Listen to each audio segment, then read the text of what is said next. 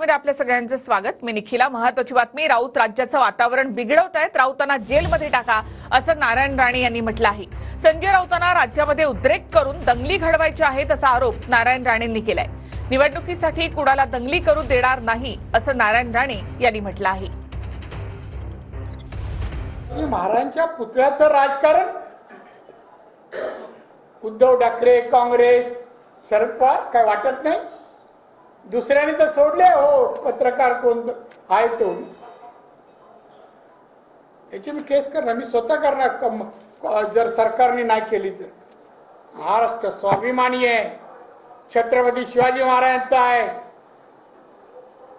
कोण धंदा करत असेल ना निवडणुकीसाठी, संजय राऊत करू देणार नाही।